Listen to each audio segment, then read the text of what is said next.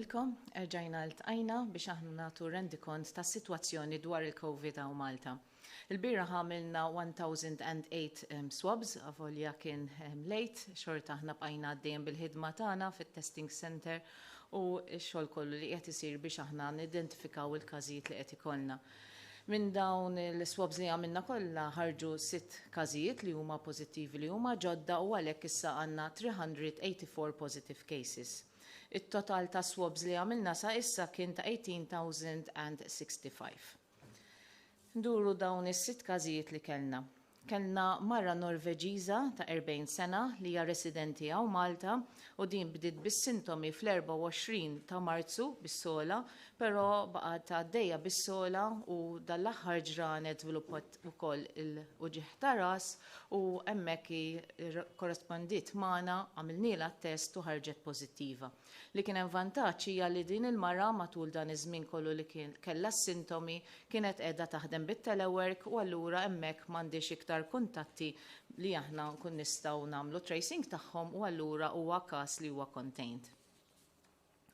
Għandna raġel minn Nepal ta' 34 sena li huwa third country national imma jaħdem għaw Malta li dan iċċara li mhuwiex mill-ċentru ta' Alfar imma jaħdem fil-komunità u dan beda bis-sintomi fl-4 ta' April bil-deni, sola u diarrea. Għamilnilu t-test u ħareġ pożittiv u bħalissa għaddejjem bil-contact tracing ta' fuq il-post ta' xogħol tiegħu u anka bil-contact tracing ta' nies oħrajn li jgħixu fl-istess post fejn hu kien qed jgħix u hemmhekk għandna numru ta' nies li qegħdin nagħmluhom contact tracing għaliex kienu 10 minn nies li jgħixu flimkien.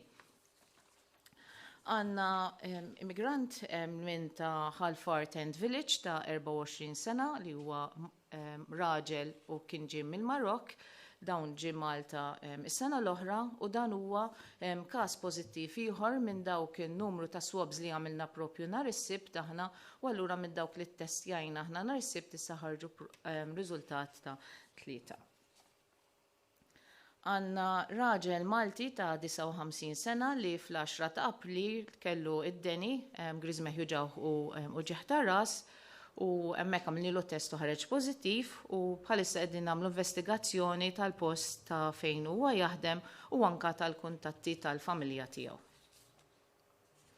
Raġel Malti ta' 32 sena li beda bis-sintomi fit-8 ta' April kellu sensazzjoni ta' nuqqas ta' taste u anka ta' xam u kellu wkoll grizmeħju ġawħ.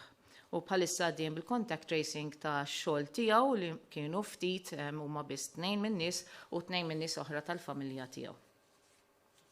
Għandna raġel Malti ta' 34 sena li fid-9 ta' April kellu uġieħ fil-ġoki, ejja u anka nuqqas ta' xam u ħareġ pożittiv u bħalissa qegħdin nagħmlu contact tracing tan-nies li huma kollegi tiegħu fuq il-post tax-xogħol, fatti dawn diġà poġġejna 5 minn nies li huma f'kwarantina u qed nibqgħu nfollowjawhom u l-familja tiegħu li huma 2 minn nies.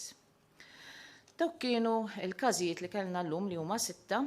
Tajjeb ngħidu wkoll li dan in-numru jidher li huwa żgħir, però dejjem rridu nżommu f'moħħna li aħna għadna qegħdin lura f'din il-pandemija u aħna nistennew li qed ikollna iktar każijiet għaliex mill-mod ta' kif qiegħda tiġi trasmessa minn persuna għall-oħra u bħalma qegħdin taraw ukoll aħna għadna maħniex f'dak l-istadju fejn qegħdin insibu eżatti minn fejn ġejjin.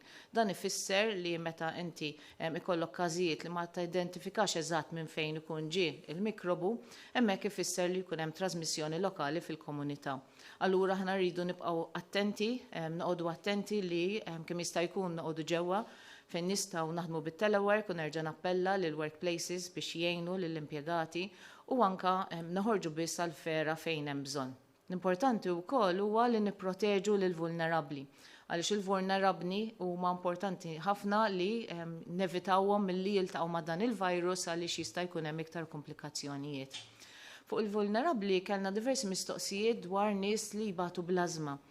Infatti aħna nafu li nies li jbatu bl-ażma jieħdu ċertu trattament, ħafna minnhom jieħdu inhalers. Dawk huma sitwazzjoni fejn in-nies li jieħdu l-inhalers biss ikun ażma li hija kontrollata u ħafna drabi dawn ma jkunx qed ikollhom iktar każ ta' vulnerabilità li jekk huma jaqbadhom dal-virus. allura dawn mhumiex f'kategorija ta' dik il-lista li aħna ħriġna bil-liġi, imma dawk l-asthmatics li għaw taħt il-liġi huma dawk li qed ikollhom bżonn jieħdu l-steroids regolari għaliex dawk huma n-nies li ma jkollhomx daqshekk kontroll tal-ażma tagħhom, allura hemmhekk ikun hemm iktar każ ta' vulnerabilità. Qed infakkar ukoll u nerġa' nappella lil dawk in-nies kollha li qegħdin jagħmlu kuntatt magħna tal-111 u li qed ikollhom bżonn li nagħmluhom it-testijiet li jtuna d-dettalji tajbin ħafna għaliex ġieli qed niġu f'diffikultà biex inkun nista' nagħmlu kuntatt magħkom la darba aħna jkollna riżultat.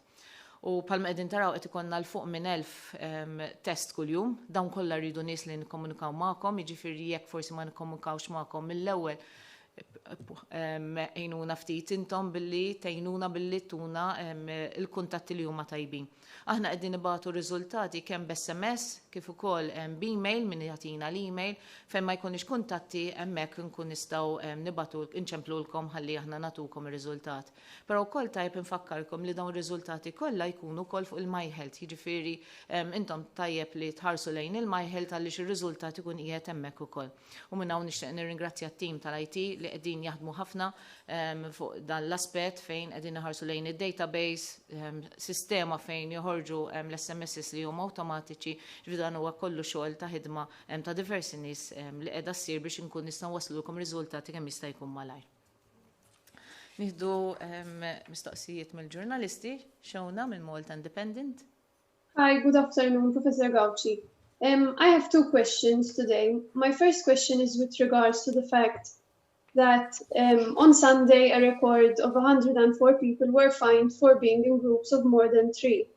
Do you think we will have to resort to stricter measures, even possibly increasing the €100 fine?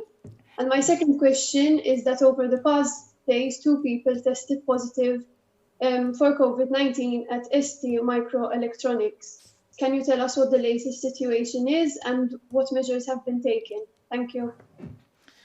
Iva, hija sitwazzjoni li tikdi ta' qalb meta tibda tara li fost l-appelli kollha li qegħdin nagħmlu min-naħa tagħna u anke meta naraw x'inhi s-sitwazzjoni li xorta jkollok nies li joħorġu u jkunu qegħdin fuq gruppi li huma ikbar. Ħidma għaddejja min-naħa tal-Environmental Health Inspectors flimkien ukoll mal-Pulizija u anke l-ESA officers u minn kulħadd li qegħdin imorru fuq il-postijiet fejn ikun hemm dawn in-nies. Aħna nappellaw li n-nies biex jevitaw li joħorġu fejn m'hemmx bżonn u anke jevitaw li jmorru postijiet fejn ikunu iktar minn 3 persuni. Importanti li ma jkonniex għalfejn namlu iktar miżuri, importanti ma jkonniex għalfejn inżidu il-fines, imma bil-kollaborazzjoni tan-nies aħna nkun nistgħu naħdmu. Dan li qed isiru aħna għamilna l-liġijiet mhux biex inwaħħlu l-multi, għamilna l-liġijiet biex aħna nkun nistgħu nipproteġukom. Allura importanti li tikkollaboraw ħalli jekk tkun tistgħu tgħinuna nikkontrollaw din il-marda.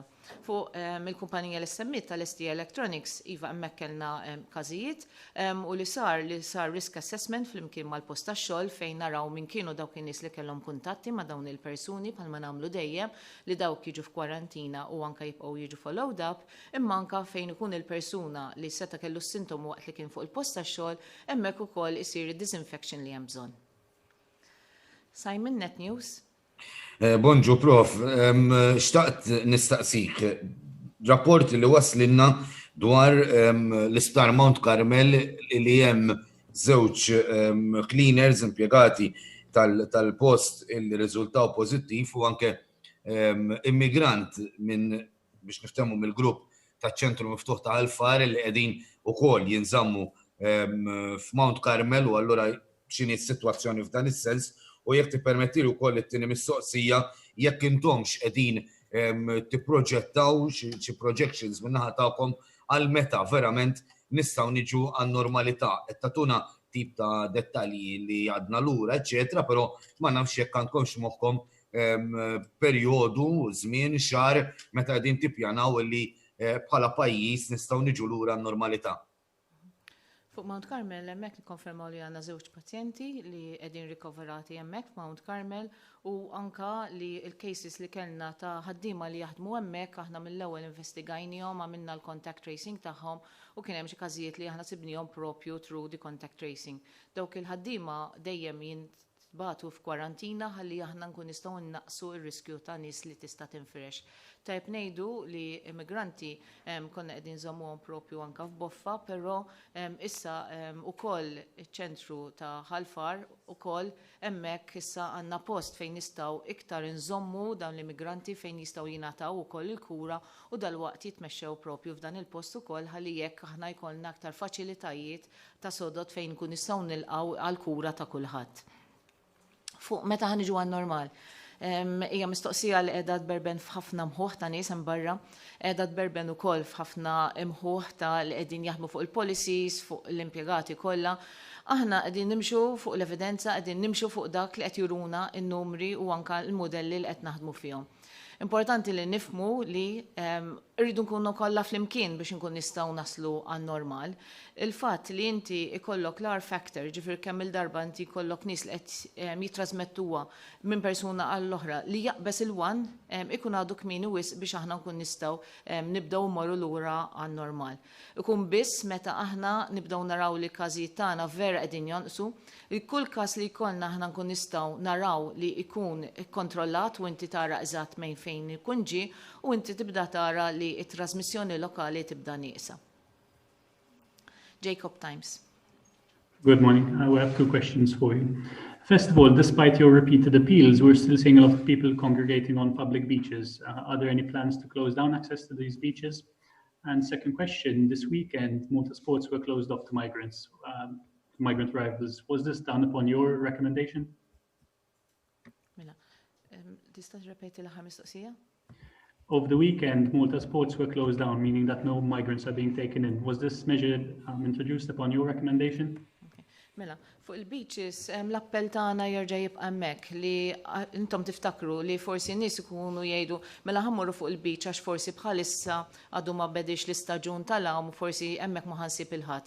Però nirrealizzaw li meta inti għandek pereżempju weekend jew inkella public holiday, jekk ħajmorru ħafna nies fuq il-beaches, hemmhekk ħajiltaqgħu flimkien ħajkunu qrib ta' xulxin allura hemmhekk toħloq problema. L-importanti jekk aħna rridu noħorġu, jekk aħna maħniex fil-grupp ta' vulnerabbli, irridu morru postijiet fejn vera naraw li m'hemmx nies li jkunu ma' ġenb xulxin. U jekk inti insertajt ħrixt u sibt li hemm persuni oħra ma' ġenb fejn qiegħed inti, importanti li inti tevita u titlaq minn dak il-post. Fuq l-immigranti dejjem għamilna l-premura aħna li kwalinkwa darba li jistgħu jidħlu immigranti aħna qegħdin hemmhekk biex nagħtu l-kura li hemm ħtieġa, qegħdin hemmhekk aħna biex aħna nkun nistgħu nipproteġu kemm lilhom kif ukoll lill-komunità. U għalhekk isir mill-ewwel it-testing min-naħa tagħna u mill-ewwel isir dak li hemm bżonn ħalli aħna jekk ikun hemm xi każ ikun nistgħu niżolaw bħalma għamilna f'dawn il-każijiet. U tajjeb infakkar ukoll li l-aħħar dajsa li daħlet aħna ttestjajnihom kollha dawn għal COVID permezz tal-iswabs u kollha ħarġu negattivi. Fiorella, TVM. Dwar nofsinhar tajjeb, Professur Gawci, minn dawn it-384 issa każi pożittivi, tkunu tafu kemm minnhom ikunu użaw it-trasport pubbliku allura setgħu x'kienu esposti għal iżjed nies u għalhekk imbagħad ikunx sar il-contact tracing hemmhekk ukoll. U ħaġa oħra rċevejna r-riżultat ta' pazjenta f'San Vincenz de Paul li fid-9 ta' April ir-riżultat pożittiv għal coronavirus, żewġ testijiet fil-ġranet ta' wara rriżultaw li kienet negattiva u saħansitra test tad-demm 3 ijiem wara li qatt ma kellha l-COVID-19. X'ikun ġara biex ikunu ħarġu dawn ir-riżultati differenti? Fuq trasport pubbliku aħna qegħdin nagħmlu miżuri mill-ewwel bdejna ma' Transport Malta ta' x'għandu jsir ħalli aħna nkun nistgħu naraw li ma jkunx hemm trasmissjoni minn persuna l-oħra. Iva meta titkellem ma' ħafna minn dawn il-persuni naraw li ħafna minnhom ma jkunx użaw it-trasport pubbliku, ħafna minnhom bħalma rajtu kien hemm minnhom li kienu anzjani, kien hemm minnhom li kienux qegħdin jaħdmu u allura hemmhekk inti tara li jkun hemm metodi oħra ta' kif setgħu ġew ittieħdu dawn il-persuni. Però importanti li ma tiskludi xejn, importanti li aħna meta jkollna xi każ fejn ikollna suspett ta' fejn seta' kien hemm trasmissjoni bħalma semmejna ħafna drabi anke ċertu retail outlets, hemmhekk mill-ewwel informajna fuq dan il-mezz pubbliku ħalli dawk in-nies li setgħu ġew esposti mill-ewwel nkun nistgħu nidentifikawhom u nittestjawhom. Fuq il-pazjenta li kien hemm SVPR, bħalma tajjeb Fiorella kellha riżultat li ġie pożittiv u mbagħad kellha testijiet oħrajn li ġew negattivi. Nibdew fuq it-testing permezz tal-swabs. Mela, il-test li jsir permezz tal-swab hemmhekk qed jidentifika partiċelli mill-virus li jkunu qegħdin fil-gerżuma. Jiġifieri biex inti taqbad dan il-virus u test li jiġi pożittiv, importanti li jkollok biżejjed ammonti tal-virus li jkunu qegħdin fil-gerżuma biex huma jiġu picked up. Allura hemmhekk joħroġ riżultat pożittiv. U nafu wkoll minn informazzjoni li wara ftit jista' jkunu ġranet li bażikament il-virus ma jibqax jidher. Infatti tiftakru li aħna ngħidulkom li aħna nirrepetu t-testijiet sakemm aħna naraw li ma jibqax iktar pożittiv dan il-test u hemmhekk tibda tindika li l-persuna jkun qiegħed jineħħi wkoll dan il-virus minn tiegħu. Jiġifieri huwa xi ħaġa li tistennija inti li inti jkollok persuna li jiġi pożittiv u mbagħad wara ftit joħroġlek negattiv. Fuq testijiet tad-dem li saru dak huwa bħalissa li għandna l-point of care testing li hemmhekk inti jista' jkun li għandek żewġ raġunijiet. L-ewwel nett għadna qegħdin nagħmlu l-validation ta' dawn it-testijiet. U tien nett qegħdin ukoll naraw li inti jista' jkollok persuni li l-immune response tal-persuna ma jkunx daqshekk qawwi. Allora jista' jkollok sitwazzjonijiet fejn inti jkollok persuna li iva kellu l-virus imma l-immunità li bena ma tkunx biżżejjed li tiġi maqbuda permezz ta' dawn it-testijiet. Tajb ngħidu wkoll li jsiru diversi testijiet ukoll fuq il-pazjenti li jkun qegħdin mal-persuni u dawk ukoll jekk huma ħjoħorġu negattivi fisser li hija xi ħaġa li hija vantaġġ tajjeb li inti kellek l-infection control measures propju f'dawn il-postijiet li huma tajbin, allura ma jkunx hemm trasmissjoni minn persuna għall-oħra. Julian, Lavin Malta. Good afternoon, Professor Gauci. I have two questions for you. The first is how many of the confirmed cases are in hospital and how many of those are in critical condition? And my second question, Malta sports were declared unsafe because of the public health emergency and have been closed to asylum seekers. Do you agree that Malta sports should be closed to asylum seekers because of COVID-19? Thank you. Nitkellmu ftit fuq il-pazjenti li għandna. Aħna għandna 17, bħalissa għandna 17 boffa, St. Thomas għandna 16, l-ITU għandna 2, wieħed minnhom li huwa fuq il-ventilator dak li konna semmejna però huwa qiegħed f'qagħda stabbli. Mater Dei, fil-komplement ta' Mater Dei għandna 10 u Mount Carmel għandna 2. Mbagħad għandna wkoll l-Isptar Ġenerali ta' Għawdex u għandna l-każ li għandna fl-SVPR.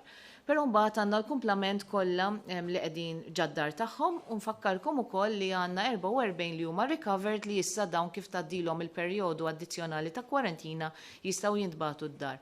Fuq il-portijiet tagħna aħna mill-bidu skont ma kien qed jindikaw is-sitwazzjonijiet tagħna ta' kif kien qed jinferex il-virus, aħna ħadna d-deċiżjoni li nagħlqu il-portijiet u kif ukoll l-ajru tagħna. Jiġifieri hemmhekk aħna qegħdin naraw sitwazzjoni fejn inti trid tnaqqas in-numru ta' nies li qegħdin jiġu lejn Malta ħalli hekk aħna nkun nistgħu nikkontenjaw is-sitwazzjoni kemm nistgħu.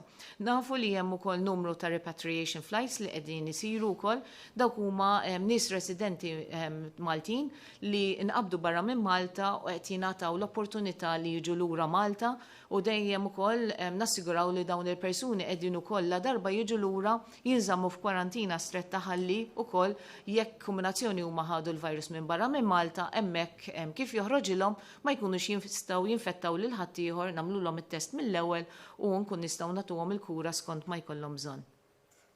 Nicole, One News. Prof. Gauci nsellimlek, ma nafx jekk għandek xi ftit dettalji dwar dawk l-ommijiet li daħlu fl-isptar u kienu ġew infettati wkoll bil-coronavirus u kienu din jistennew tarbija. Kien hemm waħda li hija Taljana u kien hemm ukoll xi żewġ każijiet oħra. Ma nafx jekk għandek xi dettalji jekk weltux, ma nafx ngħadjek. In ġenerali biex ma nitlux fid-dettalji fuq kull każ għaliex inti għandek sitwazzjoni ta' konfidenzjalità, meta inti jkollok li hija pregnant li hija pożittiva, aħna nafu mill-evidenza sa issa li l-om ma taddix il-virus lit-tarbija waqt li tkun qiegħda fil-ġuf. Anzi, huwa importanti li għaliex naħna nifmu li jista' jkun li jkunu qegħdin jingħaddu l-antibodies ġif dawk is-soldati biex tarbija tkun tista' tiġġieled kontra dan il-virus. Allura xogħolna huwa aħna li nipproteġu propju t-tarbija kif toħroġ mill-ewwel ħalli ma jkollix iċ-ċans li tieħu l-virus min-naħa tal-om. Ġifieri jista' jkollok sitwazzjoni fejn il-tarbija għal ftit ġranet tiġi separata mill-om ħalli jekk aħna nkun nistgħu nipproteġu lit-tarbija. Però mbagħad kif naraw li l-om tkun qiegħda toħroġ negattiva għaliex ħafna drabi tneħħi l-virus iktar malajr, allura hemmhekk aħna bi prekawzjonijiet meħtieġa billi anke l-om tilbes maskla, hemmhekk nkun nistgħu nerġgħu nirritornaw it-tarbija mal-om ħalli tkompli tkun tista' tinnersja l-baby kif hemm bżonn ukoll. Kurt, molto today? Prof. Gawci, żewġ mistoqsijiet. L-ewwel waħda xtaqt nallaċċa ma' mistoqsija li diġà saritlek. Id-deċiżjoni biex ma jiddaħlux iktar immigranti f'Malta kienet deċiżjoni tiegħek, kont ikkonsultata fuqha. It-tieni mistoqsija dwar djar tal-anzjani kellna numru ta' każijiet tul dawn l-aħħar jiem fejn kellek carers li kienu reġistraw pożittivi. Issa f'ħafna minn daw id-djar visitors ma kienx qed ikun hemm, twaqfu mill-bidu ta' din il-kriżi. U ħafna mill-carers kienu qed ukoll ikollhom xiftijiet ta' ġimagħtejn ta' tliet ġimgħat. Qed isir testing fuq il-persuni, il-carers li jkunu se jibdlu x-shift qabel ma jitlu fid-djar, għaliex evidentement dawn qegħdin fil-komunità. U l-istess sitwazzjoni hija wkoll marbuta mal-ħabs fejn għandna hemmhekk qed jinħadmu xiftijiet ta' ġimgħa, però il-gwardjani issa li se jiftlu wara ġimgħa. Se jsirilhom test biex naraw mhux pożittivi? Mela, fuq l-ewwel waħda ta' dajsa l-immigranti naħseb diġà weġibnija li hija parti mill-kontingenza kollha li qed naħdmu dwar il-COVID. U fuq id-djar tal-anzjani dwar il-carers, aħna għandna sitwazzjoni fejn għandek numru ta' djar tal-anzjani li kellhom il-lockdown fejn inti kellek il-viżitaturi ma jistgħux jidħlu, imma kellek il-carers li kienu qegħdin jidħlu f'shifts ta' ġimgħat osra. Però djar tal-anzjani ma kellhom l-ebda lockdown u allura hemmhekk il-carers kienu qegħdin jidħlu u joħorġu. Aħna ħdimna wkoll mal-djar tal-anzjani biex naraw fiż-żewġ modelli li kienu qegħdin jintużaw kif inti tista' tnaqqas iċ-chances li inti jkollok il-carers li qegħdin fil-komunità. Allura għandhom ċans li jġorru l-virus ġewwa djar permezz ta' infection control measures u anke li inti jkollok il-carers li jkunu jikkuraw ftit pazjenti u mhux ħafna allura tnaqqas iċ-ċans tal-firxa, hemmhekk tkun tista' tikkontrolla kemm tista'. Aħna kellna sitwazzjoni wkoll li inti jkollok carers kif jinbidlu dawn kienu huma stess li setgħu daħlu dan il-virus għaliex huma kienu qegħdin fil-komunità. Iva għandna ħidma għaddejja biex anke nagħmlu iktar testing tal-carers, però dejjem irridu niftakru li din mhijiex l-ebda garanzija li inti tagħmel is-swab test għaliex kif tagħmel is-swab test dak jindika li at that point in time inti ma kellekx biżżejjed viral load ġal-grizmejn li inti jista' jaqbdu l-laboratorju. Jiġifieri l-iktar ħaġa importanti u dejjem nisħu fuqha hija l-infection control measures li jsiru fid-djar tal-anzjani li inti għandek distancing imma anke fejn inti għandek kuntatt ta' carer jew inkella healthcare worker li ħajkun f'kuntatt qrib ħafna ma' persuni oħrajn dan ħajkun qed jilbes il-PPE skont ma huwa indikat. Claudia Orizzont. Insellimlek, Prof. Gawci, xtaqt nistaqsik, x'qed isir biex ikun assigurat li ħaddiema fid-djar tal-anzjani jkunu provduti bil-bis protettiv biex tkun imħarsa kemm is-saħħa tal-ħaddiema kif ukoll tar-residenti infushom.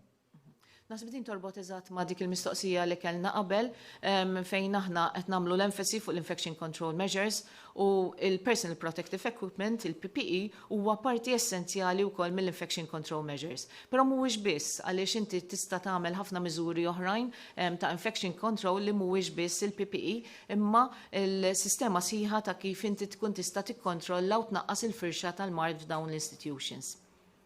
Christoph, Newsbook? Dwar nofsinhar tajjeb, Professor Gawci, żewġ mistoqsijiet.